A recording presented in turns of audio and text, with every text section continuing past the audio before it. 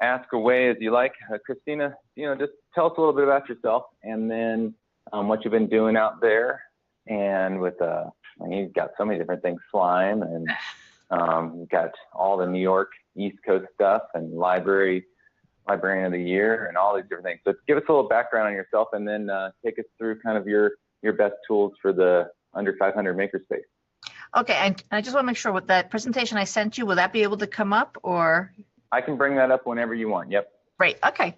So Christina Holzweiss, this is my 22nd year of teaching. I taught a middle school English for 9 years, and this is my 13th year as a school librarian, all middle school. I haven't left. So I've always been middle school kids. They're just bigger elementary school kids.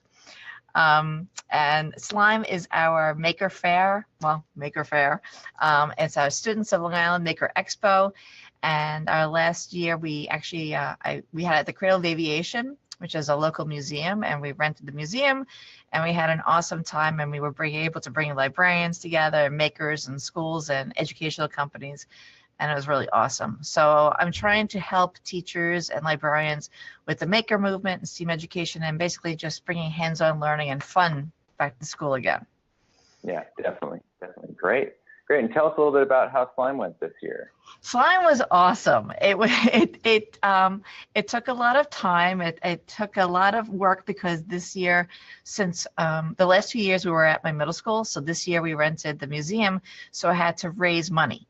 So local companies helped out, and other sponsors. We had Capstone Mackin, Flipgrid, Bunsey, Bloxels. Everyone I knew, I basically got them on board. So it was, I prayed really hard that it would happen, and it did. And it was just, my favorite thing was we had a pitch fest. We used Flipgrid, and there were 76 entries, and students pitched their favorite charity, and our local library association sponsored money for the charities. So that was my favorite thing. And my other favorite thing was we had a school librarian panel, library panel. So we had Todd Burleson, School Librarian of the Year, Laura Gardner and Ida Salucci, which were the runners-up, Ellen Druda from a public library, the heads of our Nassau BOCES and Eastern Suffolk BOCES. I'm putting out names, Donna Rosenblum and Carl Vivicek, and Heather Lister came from Pennsylvania, and she's from Mackin Makerspace. So we had that awesome panel. So I was just in my way, just watching all these people I love speak, and I got to enjoy it. So it was really good. That's great. Yeah, Heather and I just got together when she was out here in Colorado for a keynote. She was going on her way to Spark Fun, because if you're in Colorado, you have to come to Spark Fun. Lots of fun stuff there. Yeah, so we stopped by. She's great. Yeah, she's awesome. I'll see her ISTE as well. So, and yeah, if anybody's out there going to ISTE in San Antonio, that's where I'm wearing my Western shirt here. See, I'm trying to get prepped for it for next week. I'll send a link out. There's a maker meetup on Monday night as well. So if anybody's going there, feel free. I'll send that link out later on to the Google Classroom or into Facebook, and feel free to pass it on, Christina. Awesome. Would you like me to get that presentation up for you? Yes, if you could. Actually, I just want to let you know that everyone in the chat right now, there is a link to a Flipgrid, so you can just record your favorite tech toys or tools through that Flipgrid. And through Twitter, I have a Padlet link that you can also share your favorite tech toys and tools. So this way we can get some interactivity, and if you want to share what you've used, even today, or even like in a few days from now, those links will be always available. And actually, you know what? Let me do a little share screen, and I'll show you how the Flipgrid works, which is one of my favorite tools of choice. All right. Okay, so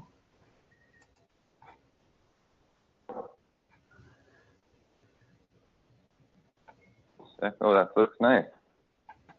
All right, so I don't see it yet. Yeah, I see it. It's up. Okay. Oh wait. Yep, there it is. Okay, I only see panelists. I don't see anything else. It's all it's kind of freaking out. Well, that's all right.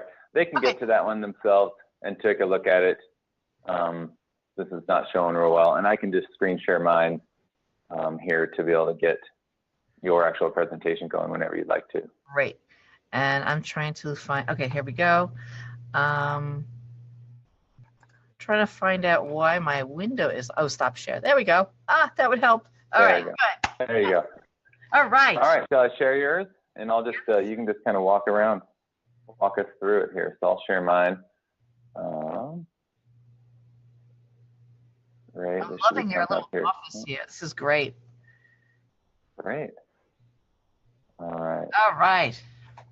So can you see that there? Yep. Perfect. So a lot of these tools, tech toys and tools, I should have added a tech, for a school library makerspace, but you could certainly use it in any makerspace, and even fun for home. If you're looking for any presents you have to buy for kids, this is also a good shopping list as well. Yeah. All right. All right. Oops, I've got to get on my right screen here. Let's go back there. All right. Here's all your info. You can follow her on Twitter, Voxer. You got everything there. You got everything. All right. And I'm going to post this to the Facebook page as well as a PDF, so people can look at it and pull these different links if they need to later. Great. Great. So I was teaching an online class once, and this was actually, someone had written this as one of their assignments, and they had said, oh, you know, we're getting a makerspace. And I think I secretly cringed at that when I was at my computer grading. I said, your school is not getting a makerspace. Right. And it's creating an environment that nurtures a culture of making. Now I'm going to be talking about toys, tech, and tools for your makerspace, but understand that making can happen anywhere. And administrators are using the word makerspace or a STEM lab or things like that. It sounds really cool, and they understand what it means, but it's the culture around the making that's so important. And if your administrators are just looking for a shopping list and they're just looking to create a room without the professional development, without the person being there, whether it be a school librarian or a STEM teacher, it's just a space. It's just an extra room in your school, and it's really not living into its potential. So it's the culture of making. It's not just the space of making. Yeah, exactly. So on that note, right? It's a great one. Yeah, this is a great one. This is one I've seen you tweet before, and it's just such a good reminder to us all that it's not just STEM, it's not content, it's not putting everything in the same room even. It's that we're all building this creativity together, right? It's a movement, not just making things, but of how people learn, right? Right. Okay. And all right. Let's see what we've got on our list. All right. So number one, books and magazines. Just right off the top, we have some great titles from Laura Fleming, The Worlds of Making. If you're just starting out, grab that book. It's a nice thin little book, but it gives you so many ideas. Of course, we have the great Colleen Graves and Diana Rendina, who have their challenge-based learning books and Makerspace books. If you've ever seen that Makerspace book, the big book, she should have called it the tremendous book. It is just huge. It is a huge book.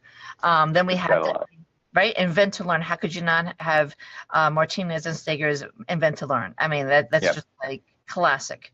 But also think about magazines. Think about Make Magazine, even Lego, Science World, Highlights. Magazines are great, books are great. We can't just give the kids a hands-on learning. They also need to have the literacy component, and we need to have that connection through looking through articles and finding connections with giving kids real-life applications and things like that. So books and magazines, as a school librarian, I'm going to say this is number one on my list. Go shopping, right? And when you go on Amazon and find one book, it'll just lead you to more books. Oh, definitely. Yeah, I mean, there's another book that would be great to put on here is the one from the Exploratorium. It actually has a hackable cover. You know, it has conductive paint on it. It's pretty nice little book with, once again, projects on it. And then once Make Magazine, if you subscribe to them, you can actually get all the back issues, those digital issues, which are great just to be able to look up and look for projects back, back to 10 years ago, I think. Right. And All right. Make has a great number of books, the Make company, and also DK has great books. Yep. Launch is really great. I subscribe to Yeah. that. I always get emails about new ideas, and just the book itself is great for design thinking. And I was late to the party. Someone introduced me to the design thinking. I said, oh my God, this is it. Because I didn't really have a structure.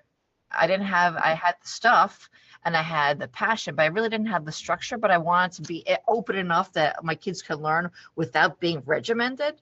But this Design Studio Pro by the Extraordinaires is just great. The kids develop empathy because they choose a character or extraordinaire. They have to create something for them, and then they have different requirements that they have to fit. So they really have to think of the user and not so much the item and what they want to make. And then I love it. I show the kids the video of Steve Jobs showing the iPhone for the first time. So the kids love that. I said, can you imagine being in that room that day when he showed the iPhone? It's so user-friendly, and just all the Apple products that he's thinking about the user, not so much the product. So I love design. Right. These are great tools for that.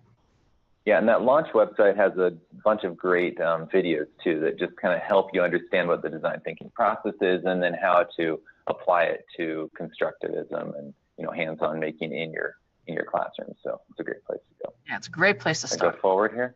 Sure. Oh yeah, your book. My books. These look nice. These look great. Yeah, I'm very excited about these. These are for little makers. So the top ones are grades about 2 to 3. And the bottom are grades 3 to 5, and each of them is a theme, and they have suggestions on how to create the projects in each one, having to do with theme. But there's also the STEM component, like the physics of this balloon car, and then it also goes through the timeline, and it also talks about famous inventors. So in that Marvelous Movers, for example, they would have Henry Ford. So great, nice little integration point. Right. It's great for teachers who are starting out going, well, how do I integrate this with the science standards? How do I justify making in the library or the classroom?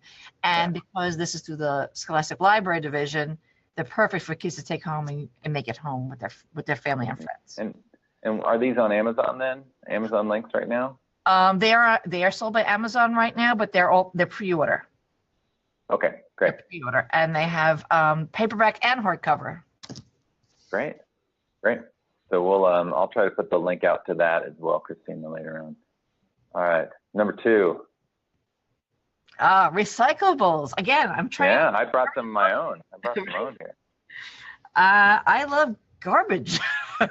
Yeah. I just love it. I mean, so on the bottom we have the example of that balloon car on the bottom right. You see the Read poster, that was actually science boards, and those are all bottle caps that we collected. None of them are painted. The blue ones are from my husband's chocolate milk. The green are from water bottles, orange is from orange juice, and red is from Coke. None of them are painted. Right. I glued them right on poster board. The star is a soda can. I actually went to the National Maker Fair 2 years ago, and I brought a whole bunch of soda cans, and we were cutting them up and just punching holes and making jewelry. Well, I had a scrapbook punch, and I actually had a girl take the scrapbook punch, and she slid the can in there. Yeah. Sorry. Announcements. And she slid. That's all right. It still happens in the middle of the year, right? That's right. I'm a working teacher. So that she cut that right in front of me. So I learned from the kids that the flower up there is a water bottle, painted, and then our Trash to Fashion show. For the first 2 years, our salon, we had a Trash to Fashion show. That was last year's winner. Nice. It's all Dorito bags. Love it. Snack bags, Love it. Dorito bags. That, I would say, is a great thing to do. It's a great hit. You get all the school involved. Public careers teachers, family computer science. You could do so much with that. And you're protecting their environment. Yeah, definitely. And I just posted some things to Facebook and to the online class too that has up to cycling, kind of recycling, low-tech making, an article from Edutopia, as well as a link to a curriculum that we wrote a while ago that just has a bunch of different upcycling ideas. So take a look at that, Christina, and everyone else. Awesome. As well. Yeah, it's feel free to pass it on. For now, the link will kind of go down there. Question: is there a way to cut the Coke can? Okay, what Easy I way. do is I will take out I would take a soda can, and my husband showed me that you could take a can opener and take off the actual top of it. So I'll take the can. Oh yeah. Oh, and I save these. Look at these. These are at my desk. Okay, the little tops. All right, I don't know what I'm going to do with them, but I saved them. I take the top off the soda can, and then I actually take the scissors, and I cut the soda can, and I cut it in like an oblong so it has no sharp corners. And then I put them in a bag, and then I give them to my kids to cut what they want. I cut the cans into pieces first. Yeah, and they're sharp. I mean, things are going to there. It's not pencil and worksheet time. Unfortunately, there are going to be, you know, hot glue and you know, sharp edges of things that get in the way when we construct. But, you know, use our best judgment and be helpful. And so be able to you don't give them a Coke can and have them try to jab it with scissors. That's all sorts of problems there, right? So no, I'll just actually cut it like this, and then make sure the edges are nice and rounded, and then I'll give that to the kids. Great. All right, number 3, paper. Paper, yes, paper's great. Love paper. Love paper. So we have the student in the middle, the origami. If you Google right now, they're called hexaflexagons, or look up paper fidgets. And they're going to, paper fidgets. Andy Plemons put a post on Facebook about, he's calling them paper fidgets. So Google paper fidgets and hexaflexagon. This is a student on the bottom who did, she made this like hexagon shape, I guess, and every side was a different part of the book. So one was the characters, one was the setting. So she brought literacy in. All the way on the right is a National Maker Fair. This man wrote this book. You could order it on his website, Paper Roller Coasters, and he gives you the templates for each of the roller coaster and how much you'll need to create a roller coaster. Google paper roller coasters and you'll see huge ones. And my favorite is all the way on the left. That's one of my former students, Adrian. Those are paint swatches from Home Depot and Lowe's. I will go there and take a bag, and I'll bring my kids with me because they're little, and I'll say, oh, my kids need paint swatches, but it's really me. And I'll grab a whole bunch of paint swatches, and you can use them as bookmarks. You can cut them up with the scrapbook punch, and I call them Minecraft mosaics. You can do so much with just those colored pieces of paper. I love them. Wow, great. Yeah, that's my favorite. All right. Oops, I went to the wrong spot there. Let's go to paper. Dollar Store Basics. Oh yeah, Dollar Store. All right, Dollar Store. Right. There's actually a Facebook group that I think does it's like Dollar Store crafts or something, and people make these awesome things out of just Dollar Store items. The top, the spinner, and the catapult are actually looking at all of them. These are all from my books. The top is a CD spinner. The bottom is a catapult with basic, rubber bands and popsicle sticks. And the left is the drawbot. It's actually a part of a pool noodle with an electric, battery-powered electric brush just stuck in the middle. And you decorate them and put the batteries on it, put some tape, and the kids have to figure out the angles, whether they're going to use 3 markers or 4 markers, crayons or pens, what works better. But these are all from Dollar Store. So that's still there. Yeah, that's all fun stuff. All right, great. Paint. Oh yeah, some chalkboard paint. Paint is great, yes, and that's not too expensive. So on the left you have Magna paint. So you could put it on your circulation desk. You could put it on the end of a bookcase. You could put it on anywhere basically, and you could help your kids with spelling and making and whatever you like, and great for brainstorming. People have put whiteboard paint onto desks and tables, and then all the way on the right you have the chalkboard paint, which is great too. And you could even paint filing cabinets or boxes or any soda cans, whatever you need. I will say that I know someone who used the whiteboard paint, the dry erase paint, and there is an expiration date on that. So when you pick up that paint, make sure it didn't expire, because she used it and it had already expired, and also you have to mix it really, really well. So you might want to go to the store and have them put it through the paint mixer and really shake it up. So you have the color and the chemicals mixed really well before you apply it.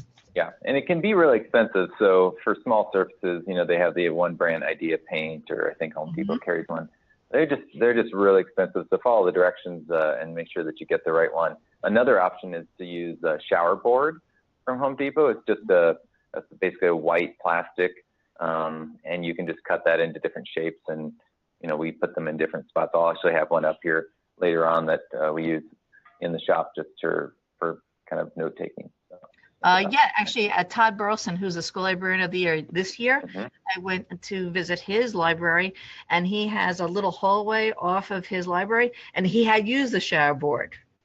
And it doesn't work as perfect, and it definitely leaves some shadows and some marks, but you know, it leaves a little creativity behind for other people to see, I guess. I mean, the price is right. Price is right. All right. Oh, Breakout EDU. There you go. Yeah. That one's not too. And that one's, so this one's on your inexpensive list because you don't actually have to buy the kit, correct? You don't have to buy the kit. This is actually one of the older kits, the original kits that they had. It was the wooden box. They actually came out with now the plastic box. But you could just, they have a shopping list on their website. But you could just go around and find your own boxes, your own locks, and create your own breakout games with it. Is it strictly Makerspace? It's not a making in the fact of craft or technology, but you're using clues and critical thinking and all those things. And you can actually layer it so maybe the kids have to make a catapult before they get the next clue. So you really could do whatever you like with the Breakout EDU. Yeah, that's great. All right, tools. I think a lot of people have sent some questions in about these. Kind of what are those tools, consumables, equipment? You know, they're good. Yeah.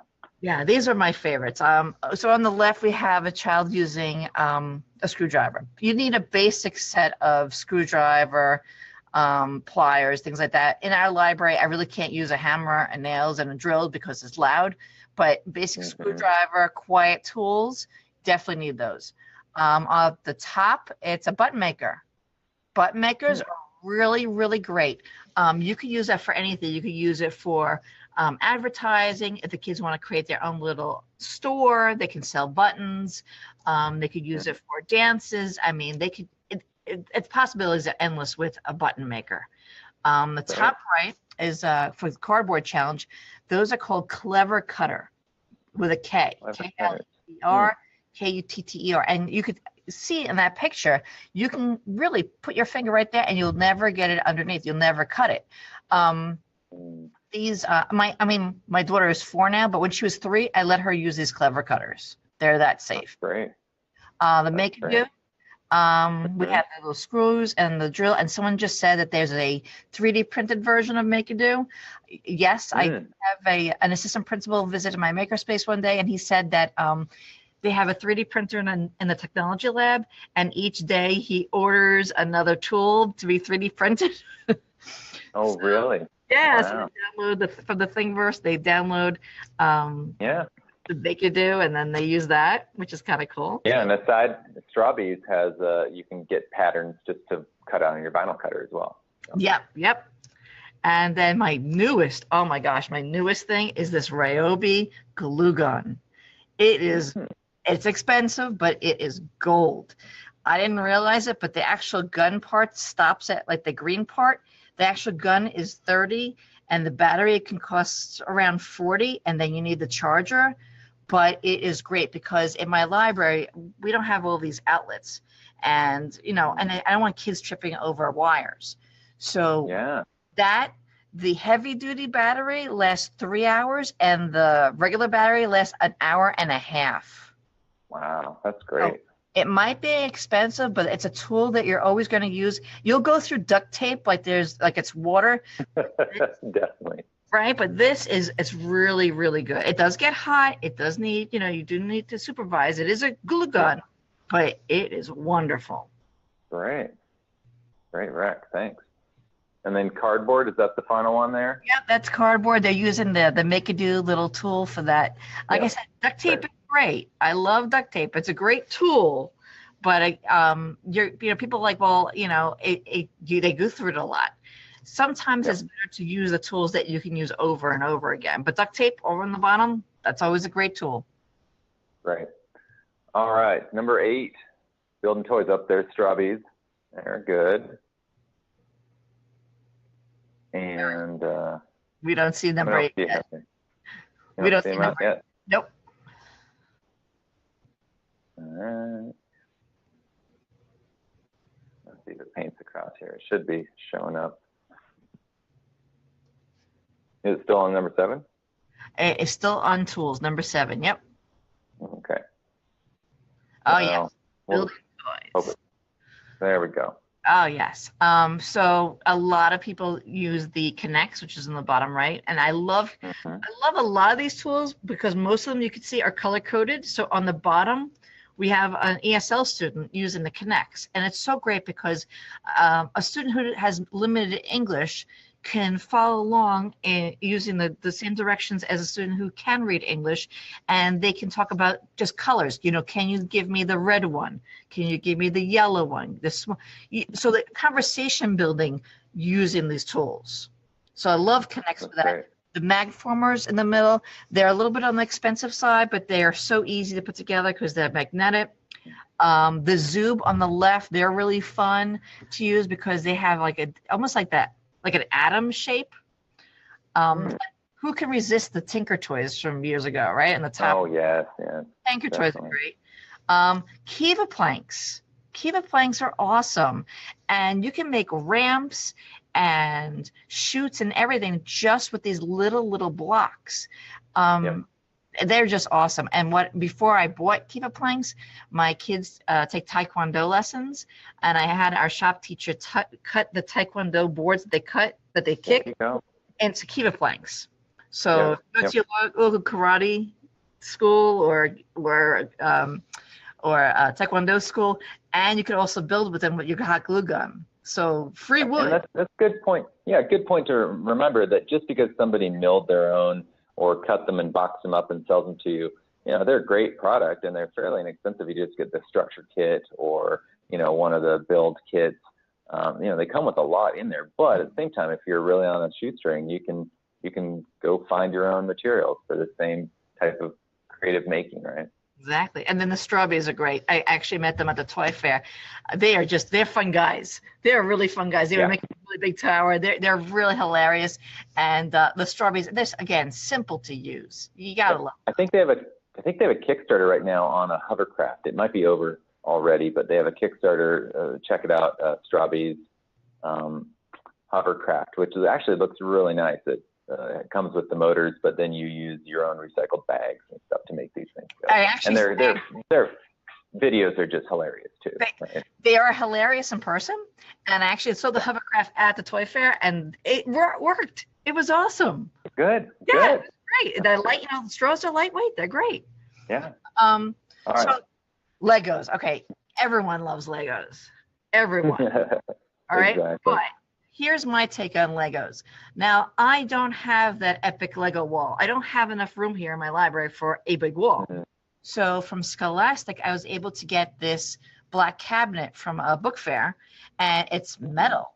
So I got base plates, and I hot glue gunned really heavy duty magnets. And so now these base plates can come down. We can use them, and then they can go on the back as an awesome Lego wall instead of an. Oh, that's a great idea.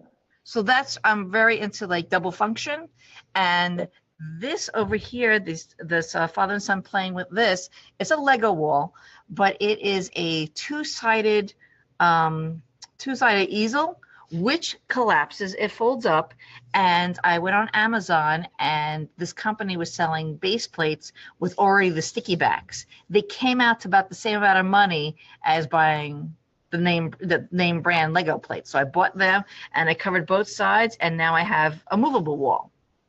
Great.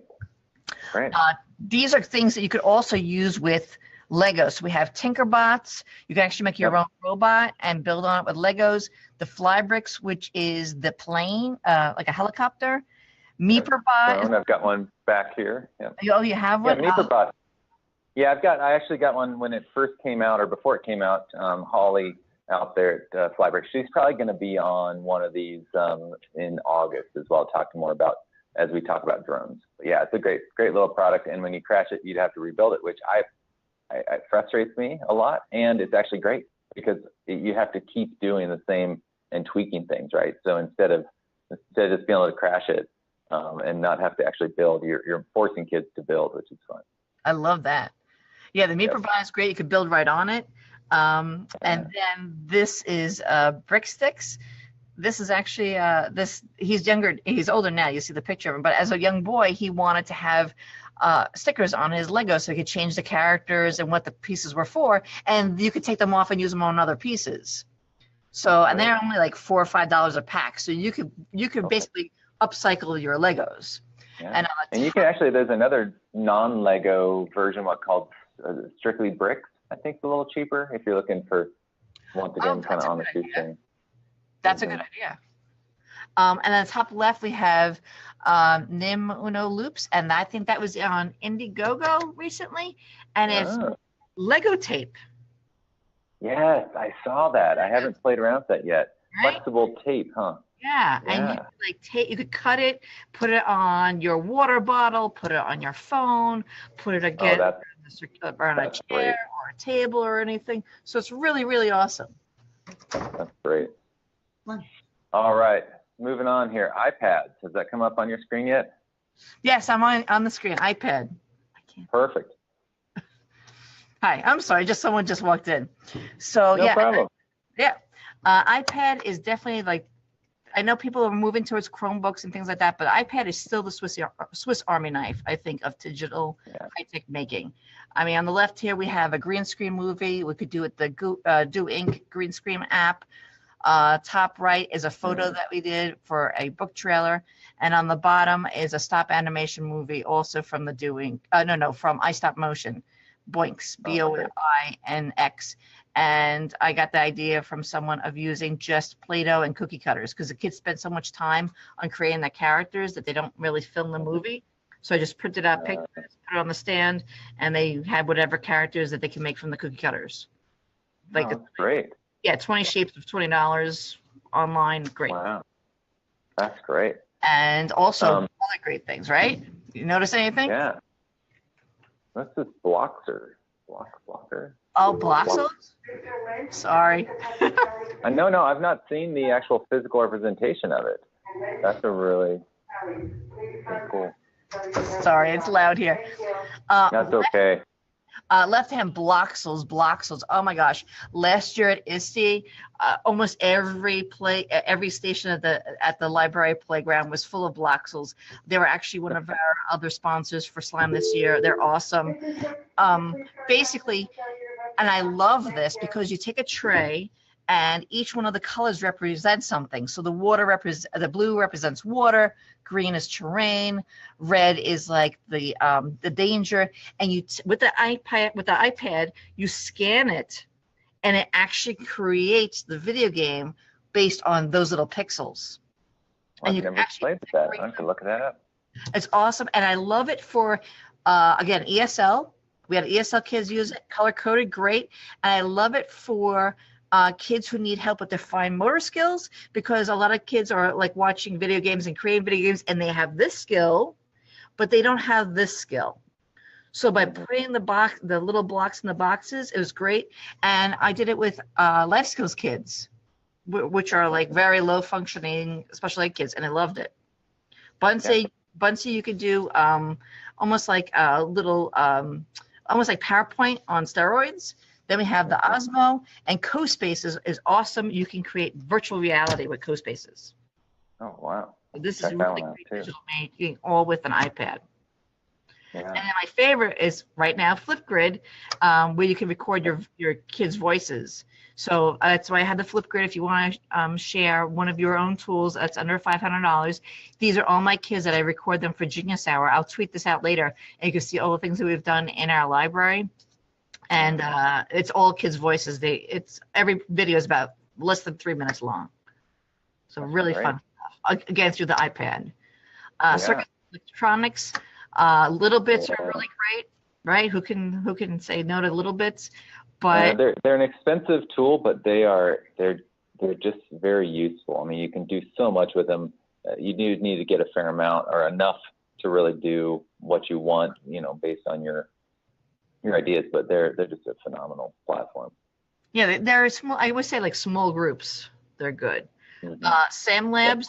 To think of little bits, but the SAM Labs are operated on their own, and they are Bluetooth. They're basically wireless, so they don't have to be connected so much as the little bits. Then the Makey on the bottom, I gotta love that. And then I love the Snap Circuits because, again, I'm thinking for kids who are not thinking themselves as traditional makers and want to follow along. It's a kid-friendly way to get into circuits and electronics. Yeah, and Makey is nice too because it does work with Chromebooks, and if you have a camera connection kit, I believe it works on iPads as well. So there's some ways that you can kind of make it work. Oh, I have to try that. But yeah, definitely.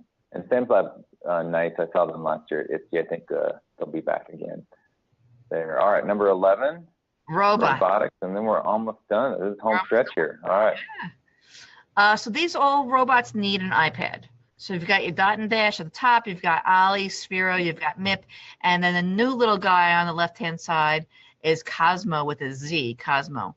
And you could program him, and he begins to learn about you, and he hears your voice, and he learns. Small little guy, but he's really, really good. But all of these are basically tethered wirelessly to an iPad. So it's good if you want, but if you don't want to be tethered to an iPad, we have the next slide, which has robots that are standalone, so they are less expensive. So on the top left we have the Rover. These are all about like maybe $50, except the Cubetto is more expensive. That Rover, you just program him which way you want him to go, and he has a little little space in the back so he can deliver your soda to you. Oh, great. Right, the top is the Caterpillar, and each one is a different direction, and they're all connected by USB. So great for little kids. We've got the Ozobot on the top right, which you could use for an iPad, or you could just use on paper. And then on the top, bottom left and bottom right, we have the Robot Mouse and the Bee-Bots, which are very similar. But I will say that the left-hand side, by Learning Resources, the Robot Mouse, you could probably get for about $40, and you get one of the mice and one of those blue boards, and then you can create your own barriers and a game. And then Cubetto, I just love them. I met them as well, and they're more expensive. They're about $150, $200. But I said to him, but it's all, again, it doesn't look like a computer, doesn't look like a robot.